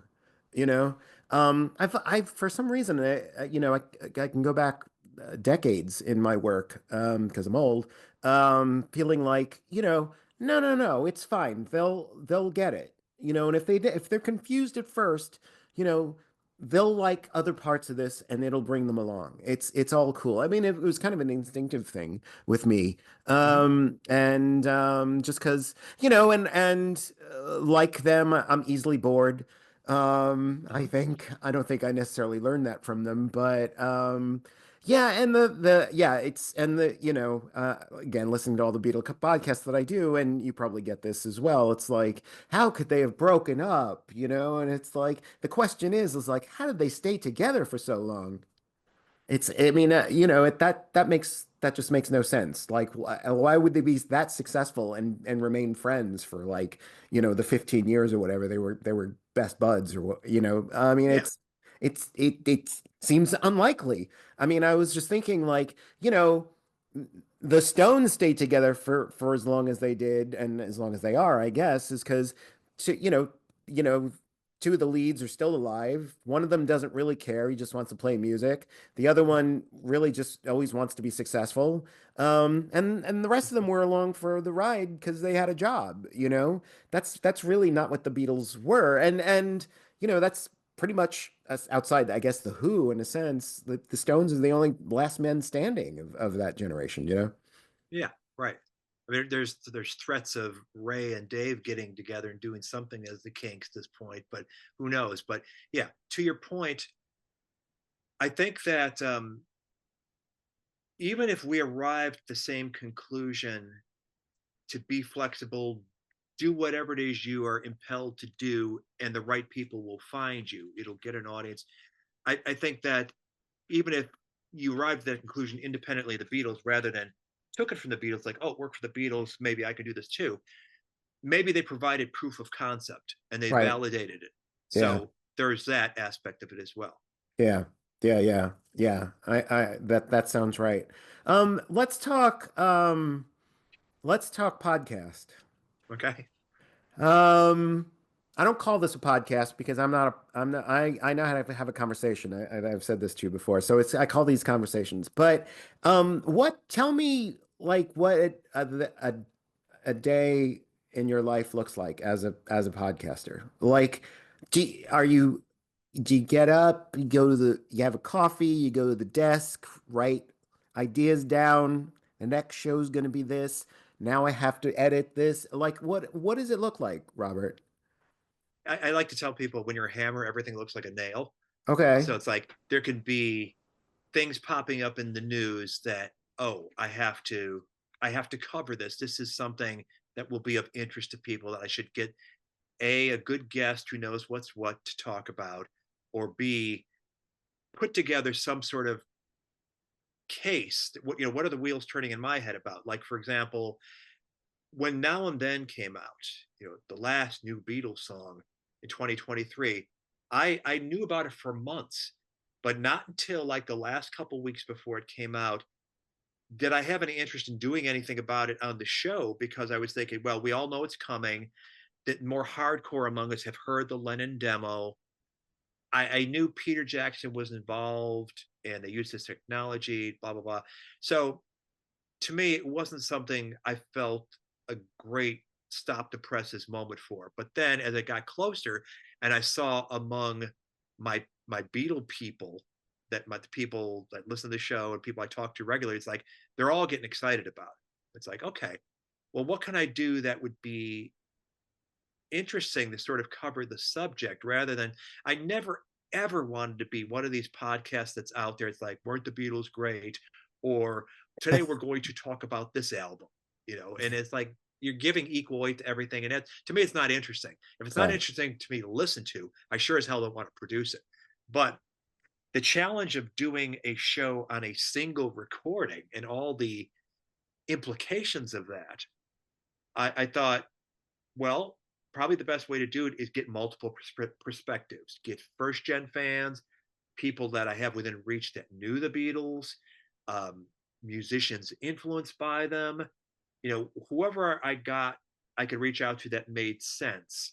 I managed to pull together, recorded it incrementally, group here, group here, group here, depending where they were in the world or whatever. And so my Now and Then show ended up being like 4 hours plus or It something, was, yeah. 21 guests. It was a good listen. And that's, people came back to me. I was thinking, well, I'm going out on a limb here. This could be a complete waste of time. But people were saying, you know what this reminds me of? It's like being at a party and going from one room and going chatting with these people, then going out in the patio, talking to these people. Exactly. And it's like, Yep. okay, that works for me. And it ended up being like one of the most successful shows. But it's like, I have not got the mindset that I could plot that this was going to reach this demographic. And I don't know that. I don't know any more than anybody, but I do what's interesting to me. I found a way to make it interesting to me, and that's what I did. And so you're asking about a typical day. I would say more a typical period that what's going on out there. We're deluged by new books coming out on the subject. Some of them you can do a safe pass to without even having read them because like, well, this subject's been done to death. What could possibly be that's new here? The stuff that excites me is stuff that I don't think has been well traveled before, like the Beatles and black music, woman's history of the Beatles. Yeah. That's the stuff exciting. Fan magazines, the Disneyfication of the Beatles, um, fan fiction. It's just, that's a beautiful thing. It's like Ringo's Ring and Help, the multifacets. It's like you could Yeah. tell the story from a million different angles. All of them are valid if you do it right, and it's never going to get tiresome. So did I envision what are we now 12 years on when Wow. something about the Beatles started I'd still be doing this? Hell no, no idea.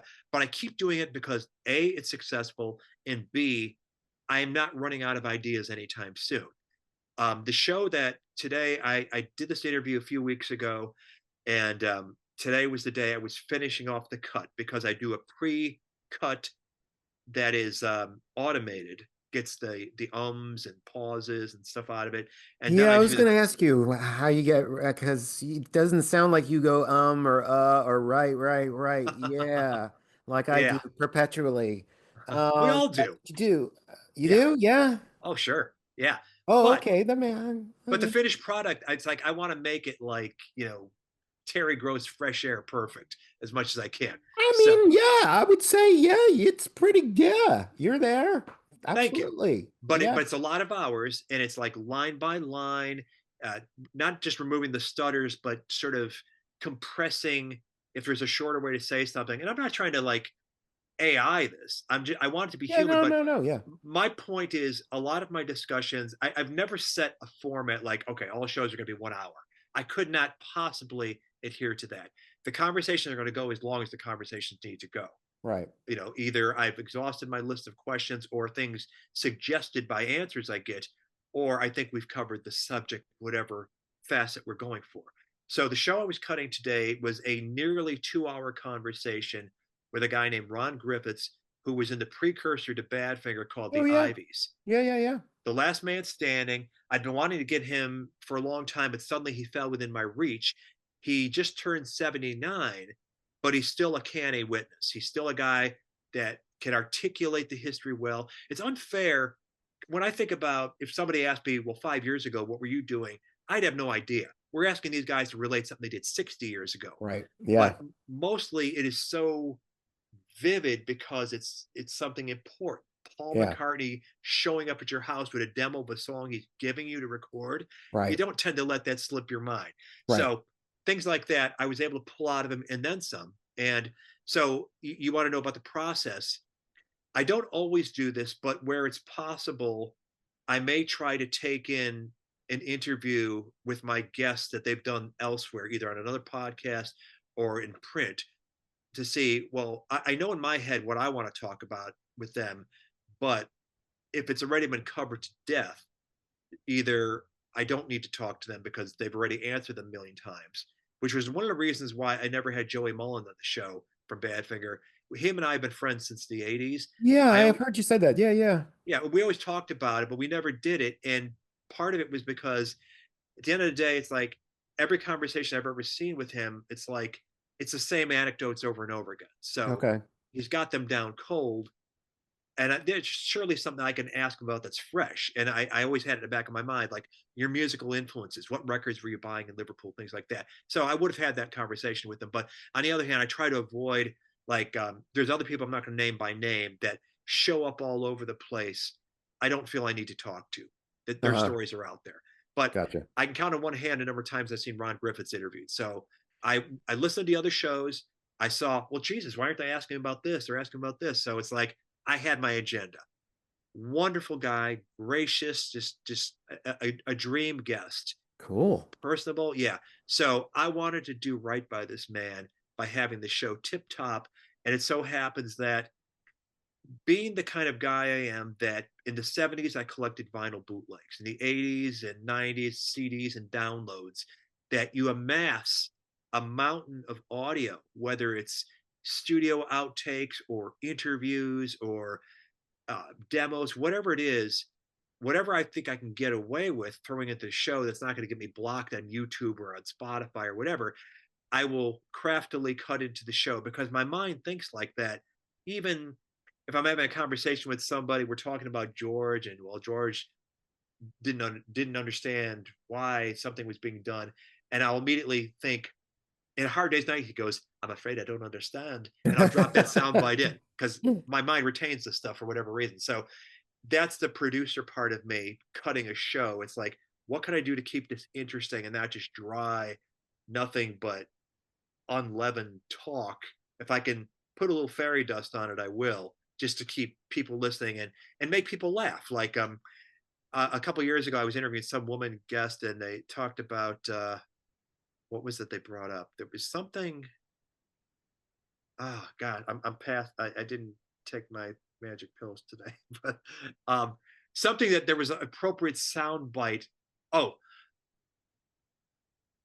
it was from The Kids Are Right, but she used the word where there's a Townsend sound bite from The Kids Are Right, where he talks. It's beyond the beyond. That's what he said. And she had something Yes. that said about going beyond. And so I dropped it into the show, and somebody writes me like within 24 hours, I spit my coffee out because I was hearing that same soundbite in my head, and all of a sudden I'm hearing it in this podcast. So Wow. that's the things that make me feel successful when I could do when the right people will get something that my brain has put on the table. It's like, yes. That's awesome. That's awesome. I mean, I think we sh I don't know if you said it once, but I think I should make clear the name of your podcast is Something About the Beatles. And you just find it wherever your finer podcasts are found. And it's a fantastic listen. I mean, like I said, I listen to multiple Beatle podcasts. Some have disappeared, and I'll probably find more. But yours is the one that I was like, when's the next one?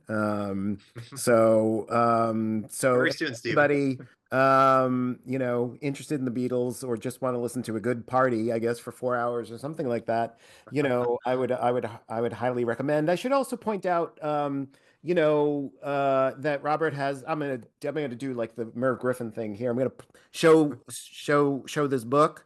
Robert's got several books. How many books do you have, Robert? I have two of them. Fab Four, FAQ 2.0, Revolver, How the Beatles Reimagined Rock and Roll. You have a new one out? Yes. The new one is a collaboration with a guy who's a music producer in Canada named Jerry Hammock. And his claim to fame is he wrote a 5-volume series that, as his producer and musician background, directs him down this path of, well, how did the Beatles do what they did in the studio? He wrote a 5-volume series, the Beatles Recording Reference Manual series, volumes 1 through 5, where it goes through every album they did for EMI, starting with Please Please Me through Let It Be, and breaks down every bit of studio gear, what instruments they use to the extent that it's possible to know, and just puts you into the studio. So he's got that down cold. And then he'd had the idea a couple years ago. It's like, I know what goes on in the studio. And Robert, you're a great one for knowing what was going on in the world. What were the records they were listening to and what events were informing their songcraft and then studio craft, what was going on in their world. So he said, would you be interested in doing a history of the Beatles, building out the context from the studio stuff? But I said, sure, is interesting to me. I'd want to read that book. So the only caveat I put on it is, well, we're going to start the very beginning. There's an awful lot of audio they did prior to Love Me Do. There's the DiECAH audition, there's the Star Club tapes, there's the Tony Sheridan stuff produced by Burt Camford. Right. There's the Forthland Road rehearsal tape done in 1960 that we got a little taste of on Anthology 1. There's audio from the day John and Paul were introduced, the Quarrymen I gig. have heard this. Yeah, Yeah, that's amazing. it I is. haven't heard it. Heard Yeah. it. Have you heard it? Oh, sure. Yeah. There's Where? about 1 minute, minute and a half that's been made public because, of course, they acquire this stuff and then sit on it like Right. this big black hole. But Right. yeah, there's bits of it on YouTube, and unmistakably 16-year-old John Lennon's voice. Wow. It's Amazing. yeah, it is amazing. So I said, if we could cover the prehistory to like set the table for what put instruments in these guys' hands to begin with. How did they access music? What turned them on? What were their goals? Yeah. They didn't set out to be Beatles. They set out what exactly?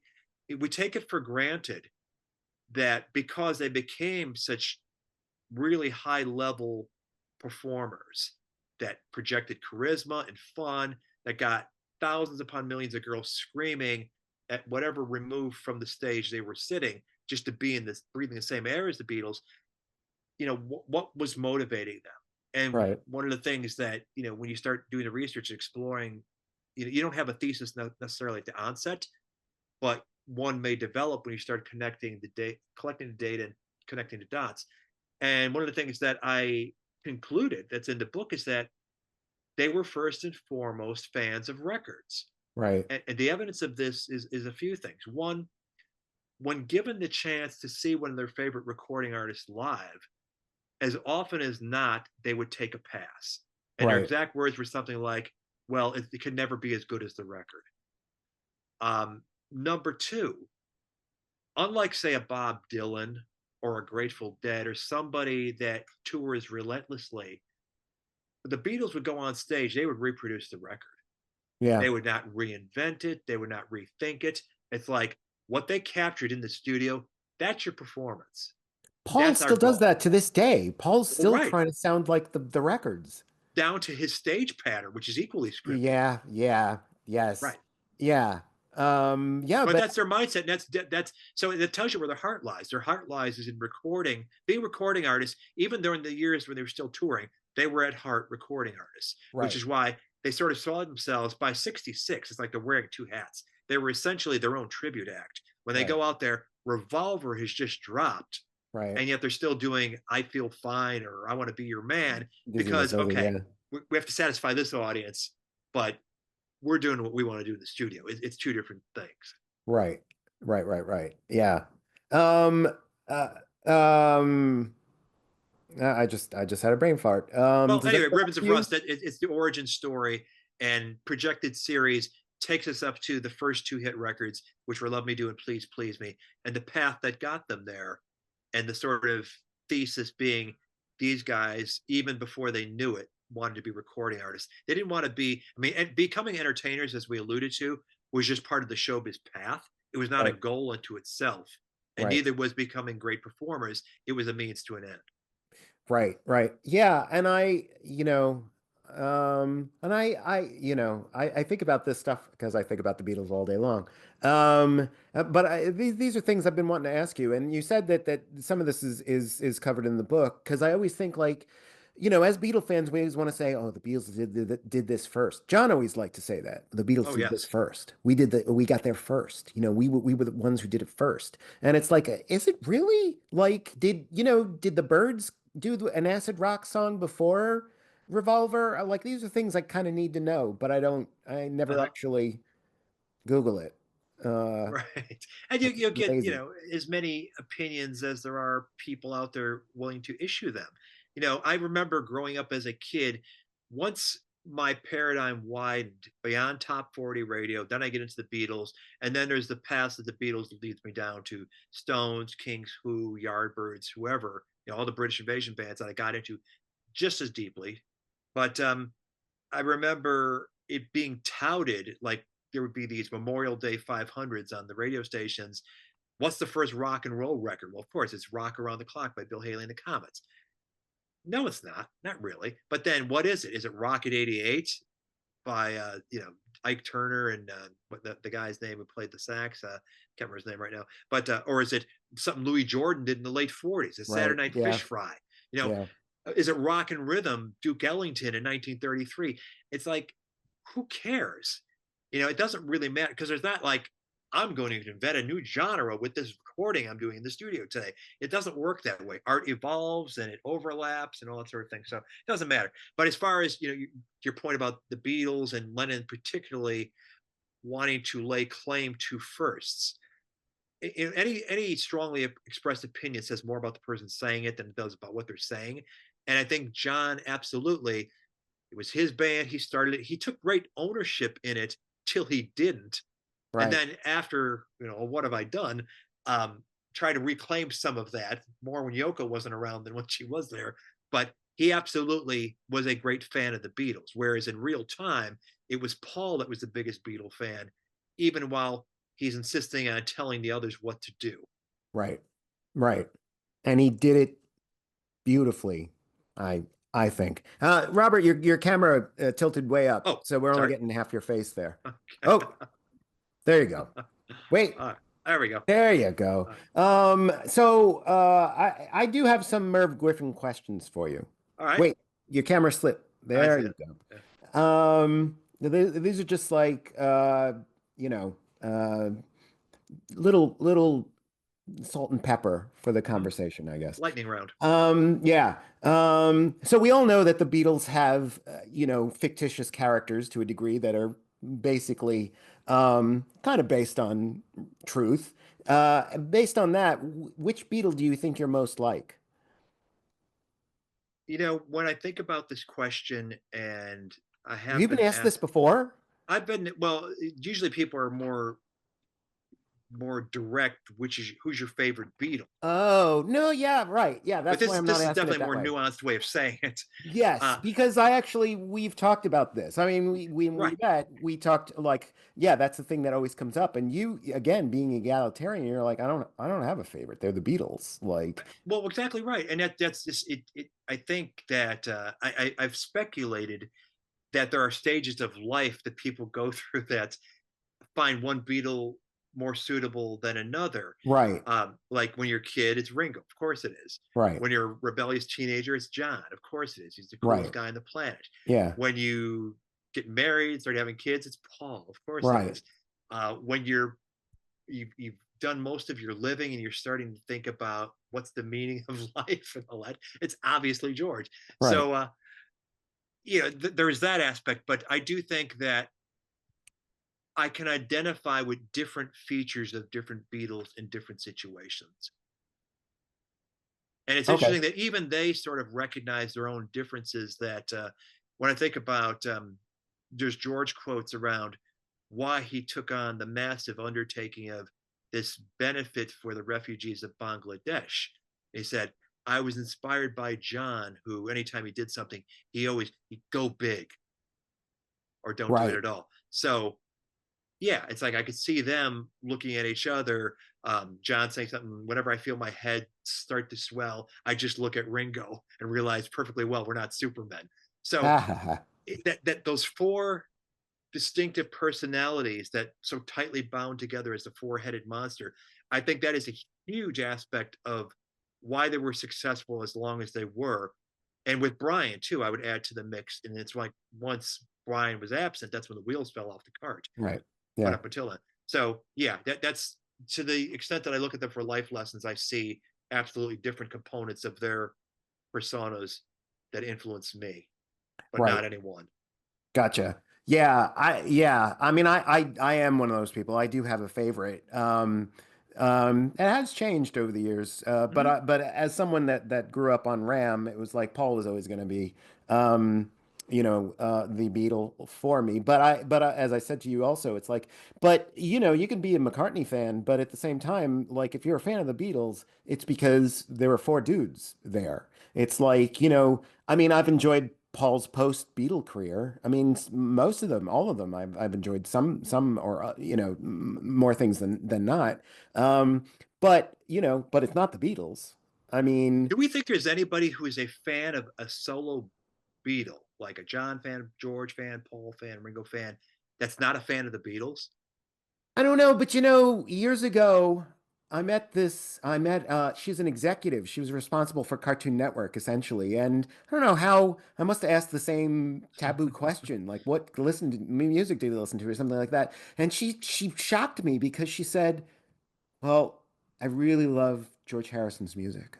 George's music means Wow. everything to me. And I was like, wow, I didn't know that could, you could do that.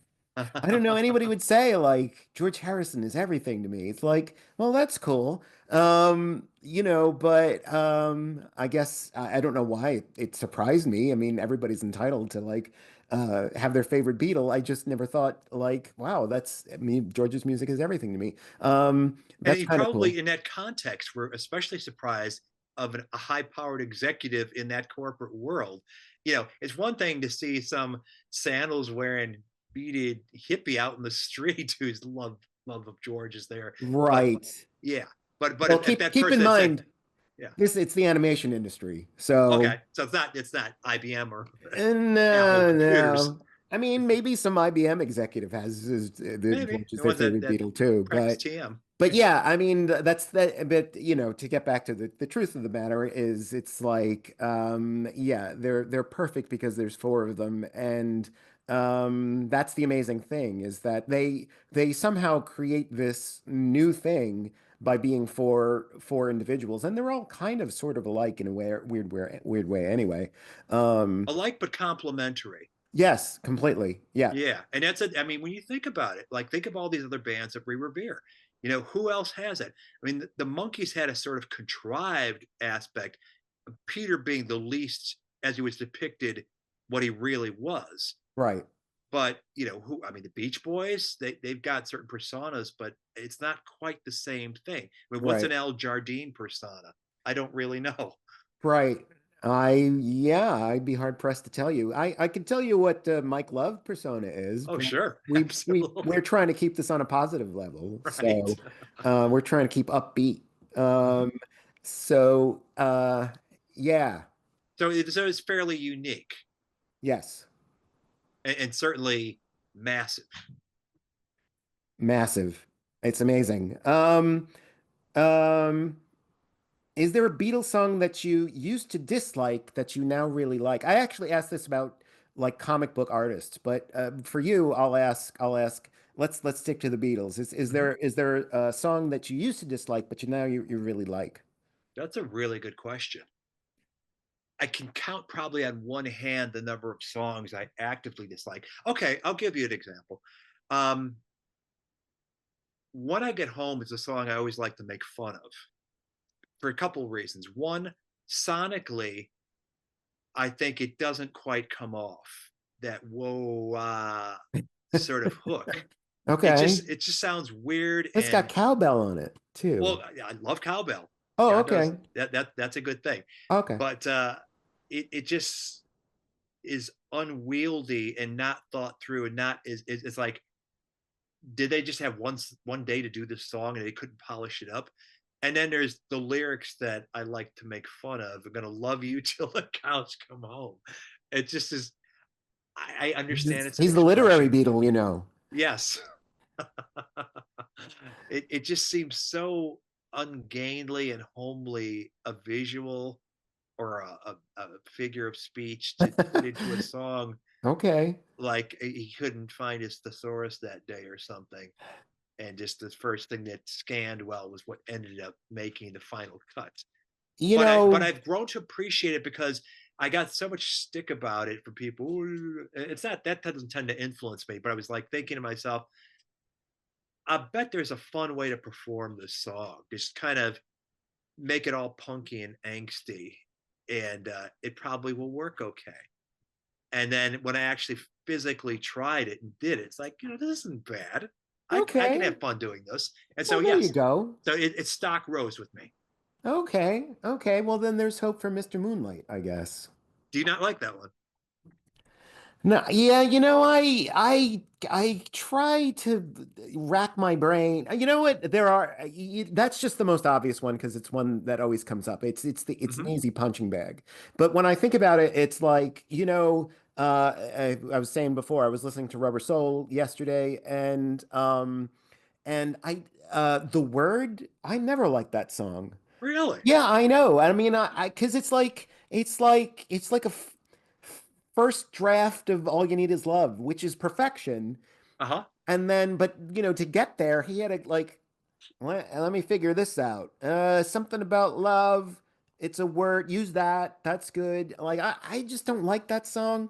Well, Um, you're we were allowed. saying, what's up? You're allowed. Yeah, thanks. And it's interesting, like we were saying before we started recording about yesterday.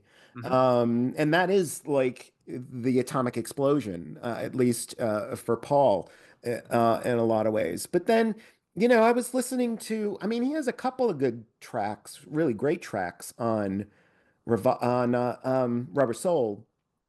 But that's really John's album. I don't say they take possession or it's one or the other or anything like that. I mean, No, it sounds as good as because they're all together, for sure. But but maybe that's the vibe and the takeaway you get when you think of that album and the best songs on it.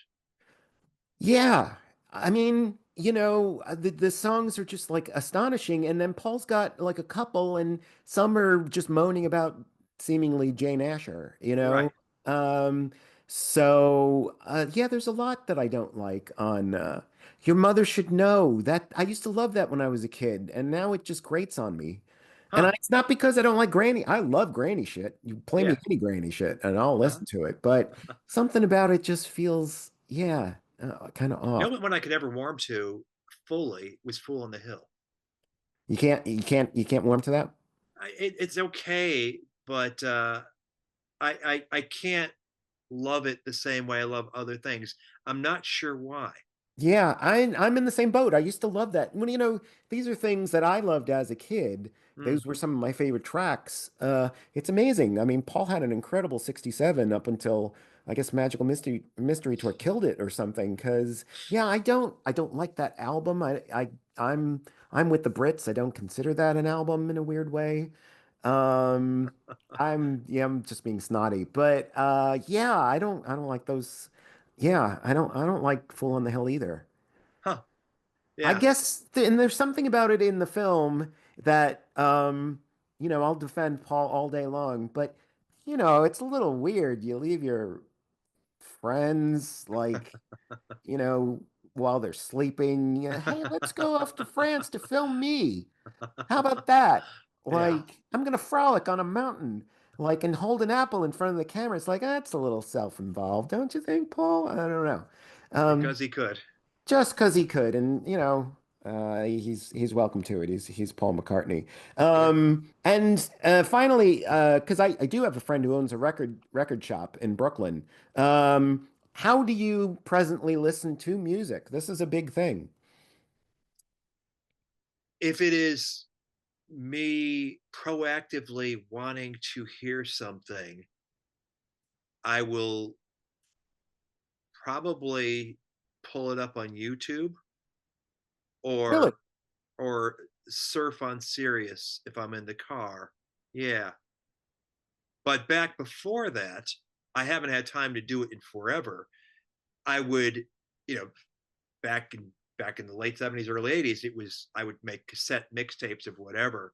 And then that graduated to burning my own CDs. But Uh-huh. as any car bought in the last 10 years doesn't have a CD player, my computer doesn't have a CD slot in it anymore. Uh, Right.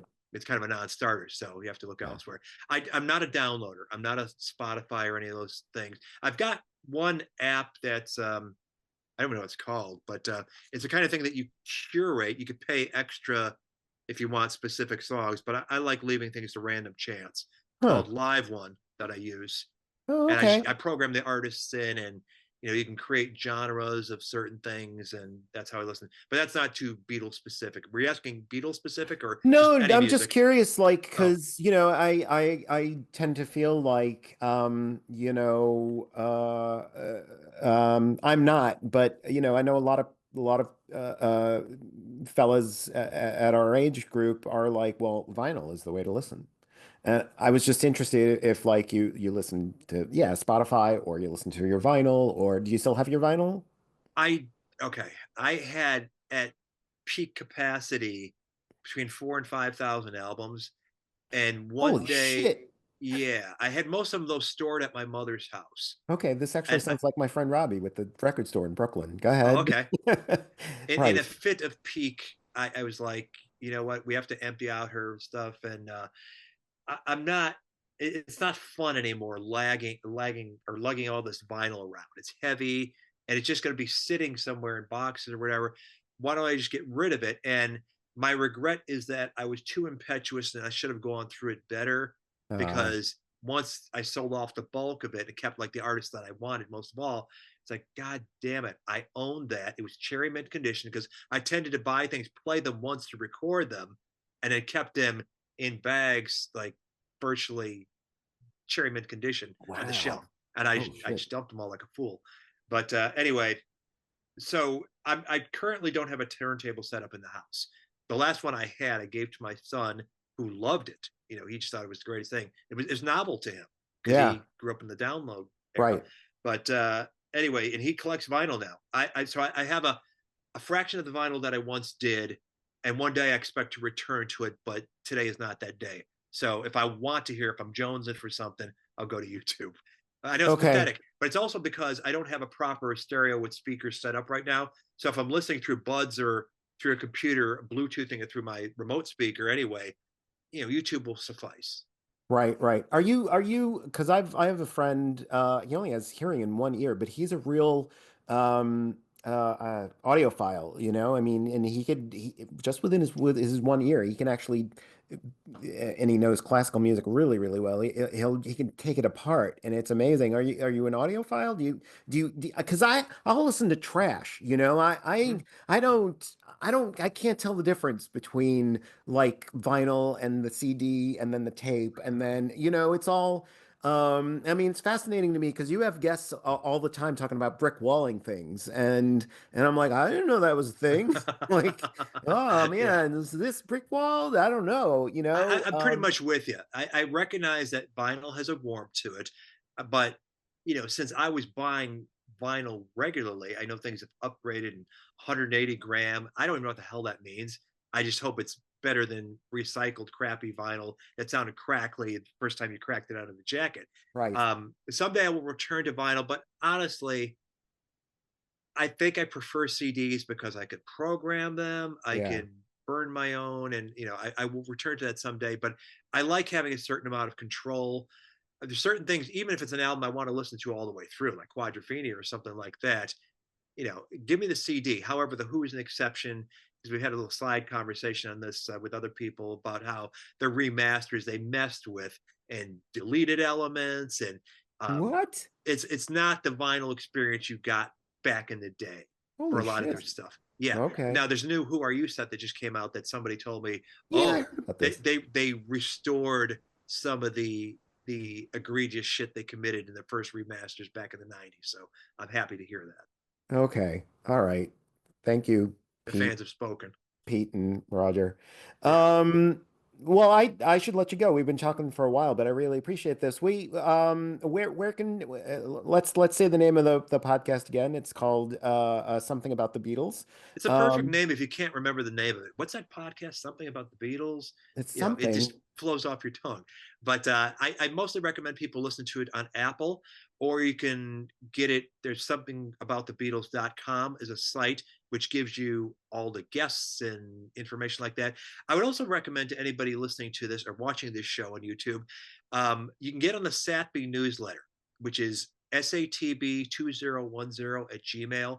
I send it out every Monday. It's just whatever's in the news, a bit of history, some rare video or whatever.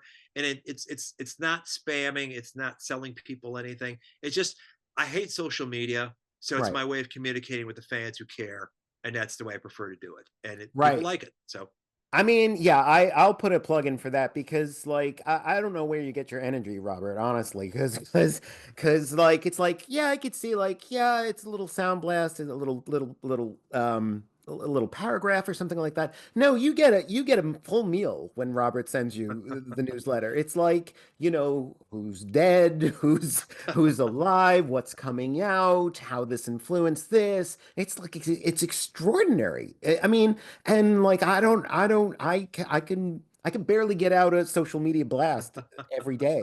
And that's just images. I don't know how you do that, but it's well worth it. Anybody, and if Robert's inviting you to do it, I would completely take him up on it. It's a pretty cool thing. thank you.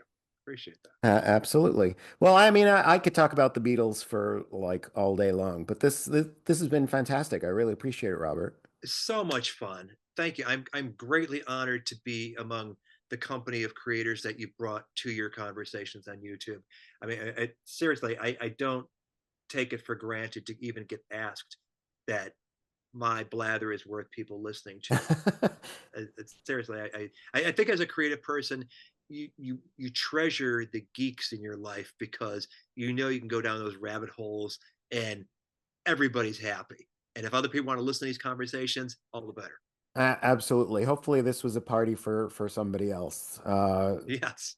This is great. Okay, I'm gonna end recording if I know how. Um, okay. Thank you, Robert.